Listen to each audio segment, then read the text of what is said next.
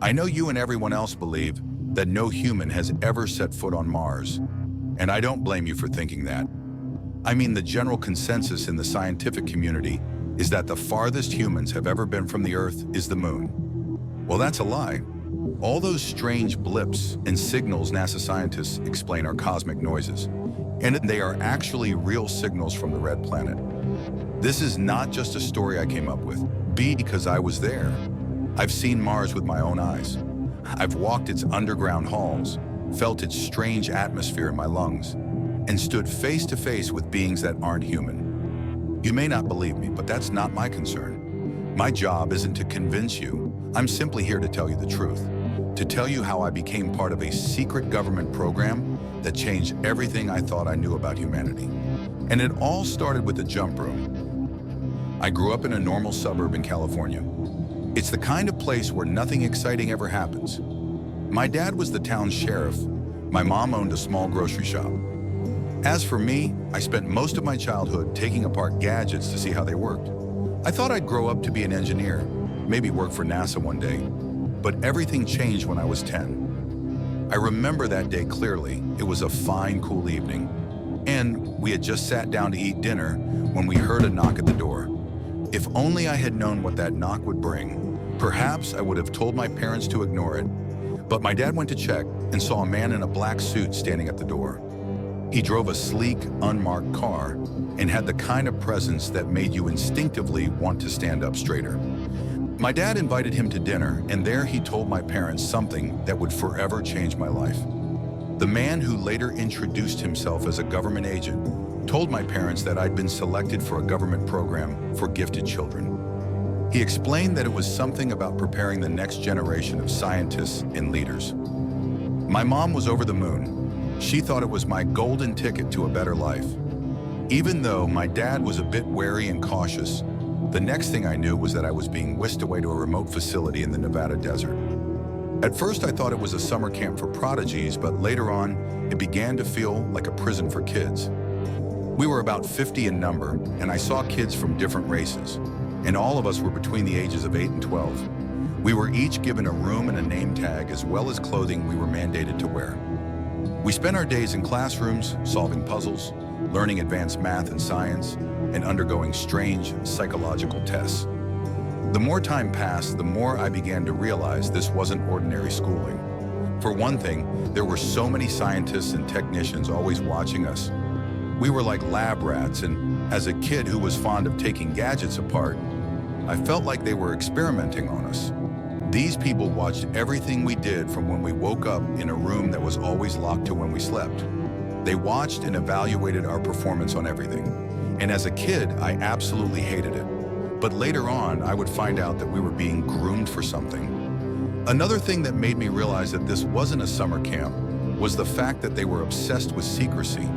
I mean, we weren't allowed to talk about the program, not even to our families. In fact, there was an allocated time that we could talk to our parents, and we made those calls under strict supervision. But there was something that made me believe that I was in the middle of something huge. It was the machine, which they called the jump room. The jump room was a cylindrical chamber about the size of an elevator, with walls that shimmered like liquid mercury. The adults never told us how it worked or how it came to be. The only thing we were told was that it was an experiment in instantaneous travel. When I first heard it, I didn't believe it. I mean, it seemed totally impossible, like something out of a sci-fi movie. But I began to believe when they started sending us through. I didn't realize at first, but after some months in the facility, I began to realize that our numbers were dwindling. We were not allowed to communicate with each other, but I realized that with each passing day, I could not see some familiar faces. At the time, I thought maybe those kids had completed their training and had been sent home. That is what I believed until it was my turn. It was lights out, and I had just prepared to go to bed when the door to my room opened. One of the technicians was standing there, and he signaled me to follow him. I did, and I walked with him to the jump room. To be honest, I was completely terrified because I was not sure what was happening. I remember stepping into the chamber while the scientists were watching. My heart was pounding so loud I felt everyone could hear me. Immediately, I stepped into the chamber and the doors shut behind me. The walls began to hum. The air grew thick, vibrating with an energy I cannot explain. And then there was a blinding flash. When I opened my eyes, I wasn't in the desert anymore, and neither was I in the jump room. Although I didn't know it at first, I later found out that I was on Mars, and it wasn't what I expected. As a kid, I'd seen the pictures of Mars that everyone is familiar with, so I'd imagined a barren wasteland, just like the pictures NASA showed the public. To be fair, it was indeed like that. The surface was filled with endless red dust, jagged rocks, and skies that never turned blue. But what they didn't show you was the existence of the colonies. And that is because it wasn't on the surface. These colonies were underground, hidden from the harsh radiation and freezing temperatures on Mars. I'd worn protective gear complete with an oxygen tank, so I was safe from Mars's harsh atmospheric conditions. When I first stepped foot on Mars, there were others waiting for me. These people, I would later find out, were part of the security forces in charge of running the colonies. I was taken to a specialized aircraft, and from there we went to an outpost. It was pretty basic, filled with a couple of soldiers who formed the Mars Defense Force. But the interesting feature of the outpost was that it had a chamber, kind of like an elevator that could descend underground. I stood with two of the soldiers inside the chamber and watched as we moved downwards. And then I saw the first colony on Mars. The first colony I saw was a sprawling network of tunnels and chambers carved into rocks. The air smelled artificial, like metal and disinfectant, and the lighting was dim and cold. But overall, it was functional and self-sustaining. Later, I would find out that each colony had a purpose. Some were for mining, others for research, and some were for defense. I and the other kids were in the colony for research, and just like in the facility in Nevada, we were being watched and observed. The adults running the program told us that we were pioneers, part of a grand experiment to secure humanity's future on the Red Planet. They said we were special, chosen for our intelligence and adaptability, and for a while I believed them. I was assigned a dorm with 4 other kids, and for a while we weren't allowed outside the dorm. We spent our time undergoing rigorous psychological and physical training. It was tough. Then they started sending us outside the dorm to test our strength and adaptability. At first, we were sent out with soldiers to see the other colonies and observe how things were run. As time went on, they began to send us out alone. Our job was to bring back samples of any kind and observe Mars in general. We were free to explore the colonies as long as we were back at a specific time. It was during one of these personal explorations that I discovered some things that we were never told. What I discovered next shook me to my bones. There were others on Mars, and by others I do not mean other humans. I mean Martians. Yes, unlike we thought, Mars wasn't devoid of life. There were indigenous inhabitants of Mars. The first time I saw one, I was exploring a side tunnel alone, trying to find my way back to the dormitory. At first I thought it was just a trick of the dim light, a shadow that didn't belong. But then it moved.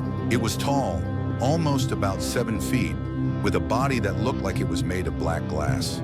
Its limbs were long and spindly, and its eyes, God, its eyes were like bottomless pools of darkness. You can imagine how I felt when I saw it. I froze, scared to my bones and too scared to even breathe. The creature tilted its head, watching me with an unsettling stillness, and then it scuttled away into the shadows. I fled from there and quickly found my way back to the dorm. It was a frightening experience, and I didn't tell anyone about it. As time progressed, the adults began to school us on Mars inhabitants. I learned that these beings were the indigenous inhabitants of Mars. The adults called them non-human intelligence, though they didn't explain much beyond that. What I pieced together over time was that we weren't on Mars to explore. No, we were there to colonize. And not surprisingly, the Martians weren't happy about it. In fact, there was a war happening beneath the surface, though no one called it that. The adults referred to it as territorial disputes, but the truth was that we were trespassers. We'd built our colonies on land that didn't belong to us, and the Martians were fighting back. I began to hear whispers of skirmishes in the outer tunnels, of workers disappearing without a trace. They told us not to worry, that we were safe in the main colony. But the fear was always there, a constant undercurrent. And then things began to get worse. Some of the other kids began to disappear without a trace. It was obvious that they had become victims in the war between us and the Martians. We were 50 when we arrived, but after some time, our numbers had decreased to 25. And then something happened that made us leave Mars. One day, we were all at the dorm when the alarm began to ring. It was code red. 2 of the colonies had been completely destroyed. So many lives were lost. It was then it became obvious to the adults that it wasn't safe to stay on Mars any longer. So the adults, together with the security personnel, cleared everything, and we left Mars in a hurry. We found ourselves back at the facility in Nevada and discovered that we had spent 2 years and 6 months on Mars. They sent us back home, at least those of us who came back alive. I wonder what the parents of those whose lives were lost were told. But before we went home, we were hypnotized and something was injected into us that made us forget everything that had happened on Mars. On getting home, my parents were happy to see me, and I found out that we were living in a fancy new home. My dad was even driving an expensive car. My parents told me that it was all thanks to the government program I'd been in, although I could not even remember what the program was about. I eventually went to a fancy school and forgot all about my time on Mars. It wasn't until years later that I began to recover my memory and uncover the full scope of the program. You see, it wasn't just about Mars. It wasn't just about survival. It was about power. For years, I lived a normal life with no memory of my time on Mars. The program had wiped my mind clean, leaving only faint echoes. It could be flashes of red dust, a smell I couldn't place, a sense of unease I couldn't explain. Interestingly, I didn't end up as an engineer. It was as if I was trying to forget everything that might have reminded me of Mars. I ended up as a lawyer, specializing in government contracts, working out of a modest Chicago office. My job involved negotiating labyrinthine agreements between private contractors and federal agencies. It was a career I had fallen into rather than chosen. But one day everything changed. I was at my office reviewing a classified document for a case when I saw the words Jump Room Initiative. At that moment, it was like a switch flipped in my brain. The memories came flooding back, my time on Mars, the training, the colonies, the beings in the tunnels. I was shell-shocked. I thought, how could I have forgotten? At first, it seemed like a movie I had watched, but the more I thought about it, the more it felt like it was something that really happened. So I decided to investigate and find out the truth. I took a break from work and spent my time scouring the internet, searching for any mention of the Jump Room Initiative, but I found nothing. There was no reference, no historical records, and not even a single conspiracy theory thread on an obscure forum. It was as if the program had been scrubbed from existence. Given my job, I had some friends in a couple of government agencies who I had some favor for. I decided to call in those favors and ask for any reference to the Jump Room Initiative. But there was nothing. I started to feel frustrated and was about to give up until I received an anonymous email. The message said that I was looking in the right place and that if I wanted to know more, I should track him down. I wondered who the sender was and I wanted to ignore it. But I was curious, and besides, I didn't have any leads. So I decided to track him down. It turned out that it was someone who had participated in the Mars program just like me. Sam had been living off the grid for years, hiding from what he called the Watchers. When I found him, he was gaunt and paranoid, but he remembered everything. Sam wasted no time in telling me about the JUMP program. They weren't just training us to survive, he told me. They were training us to fight. Fight what? I asked. The Martians, sure, he said. But it wasn't just them. There are other things out there, things they haven't told us about. Mars was just the beginning. Sam told me that the jump room technology didn't come out of nowhere, and neither was it a science experiment. He said that it was a top-secret project jointly operated by NASA, the CIA, and a coalition of defense contractors. But then Sam told me that that was all the details he could find. However, he was about to track down one of the scientists that had been on Mars with us. I decided to go with him, and that is how I found Dr. Slater.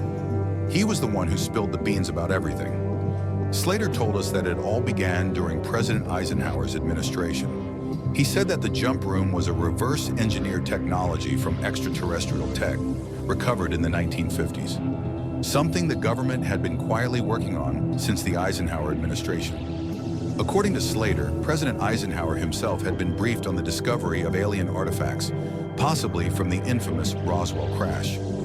Eisenhower saw an opportunity, and then he authorized the creation of a covert space program, one that operated independently of NASA and was far ahead of public technology.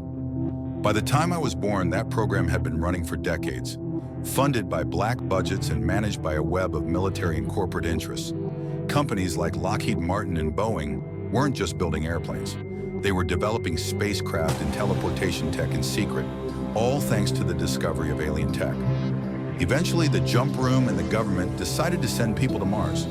According to Slater, by the early 1970s, we had created Mars colonies built underground to shield humans from the planet's harsh atmosphere.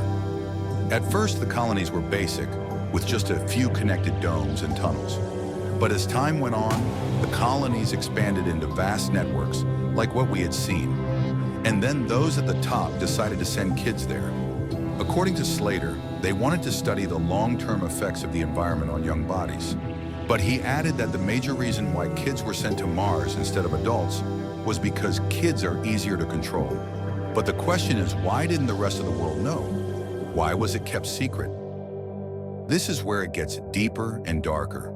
According to Slater, over the years, the program shifted away from the hands of the government into the hands of powerful corporations that had worked with the government.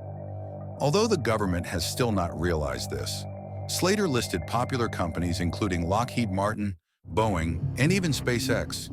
These companies funded and operated the colonies, using them as testing ground for advanced technology.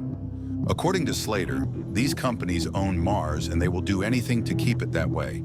These corporations use their influence and money to suppress knowledge of the program. They created an elaborate cover story that painted Mars as a wasteland. And guess what? NASA played a key role in maintaining this illusion. The more Slater revealed, the more I realized how deep the cover-up went. You see, NASA's missions were just a distraction, a way to keep the public focused on harmless rovers and telescopes while the real work happened behind the scenes. Every anomaly, every strange signal, every unexplained structure was dismissed as a glitch or a natural formation. What we knew about Mars was all a lie. It was all staged. And then came Slater, who told us something even more shocking. He said that 5 years after we had been sent back to Earth from Mars, the Mars program started again. Armed with the information and research they had gotten the first time, the corporations launched a mission back to Mars.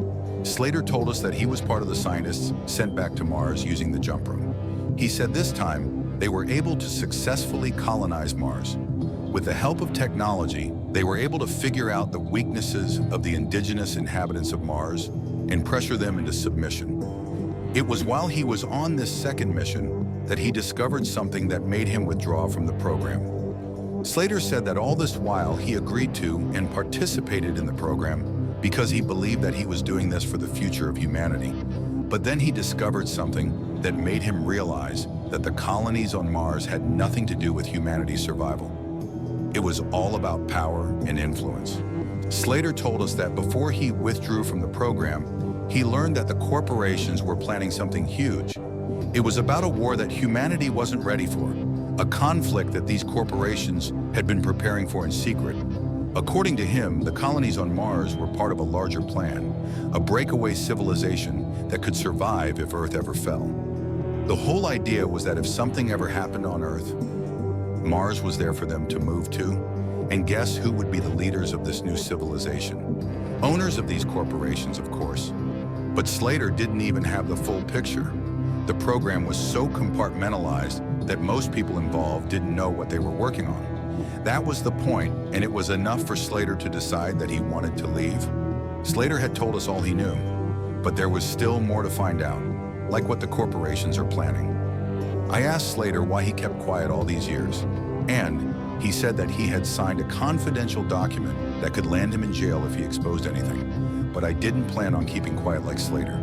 I planned to tell the world the truth. But to do that, I needed to figure out what the corporation was planning. I decided to search deeper. Slater had given Sam and I a USB drive which contained details of all that he had told us. I used that to guide my research into the conspiracy, and I discovered more. Not only did my research confirm all that Slate had told me, it also revealed how far these corporations had gone to suppress the truth. I even found cases of mysterious disappearances and deaths ruled as accidents, but in reality, were actually evidence of the corporations suppressing the truth. But the question still remained, what exactly are the corporations planning to do on Earth? Why would they think that Earth would become inhabitable? Sam and I continued our search, but somehow the corporations found out. I don't know how they did it, but I began to realize that I was being watched. The corporations had people watching all my movements, but they didn't stop there. They tapped my phone and even broke into my apartment one day. It was apparently a warning to stop digging, but I didn't. I refused to stop searching for the truth. The fact that they were watching and warning me meant that I was close to finding the truth.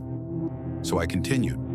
While all these were happening, I hadn't heard from Sam. I assumed the same thing happening to me was happening to him, and I thought that he had gone into hiding. But one day I received an email from an anonymous sender. I opened it and saw a photo of Sam. He was dead. The photo came with a text that read, "Stop, or this will be you." I was terrified, but I refused to stop searching for the truth. Stopping now would be making Sam's death be in vain. I left my family, my life, and my job, and went into hiding. These people want to silence me, but they do not know how resilient I can be. I don't know how much longer I have. They're probably watching me now. I can feel it. So if you're watching this, take my story as a warning. Humanity's greatest weapon is knowledge, but sometimes it's better not to know. The truth was out there, buried in the red dust, and it was only a matter of time before it came to light. Because some truths are too big to bury, and some memories are impossible to forget. I will continue to search for the truth, even if it costs me my life.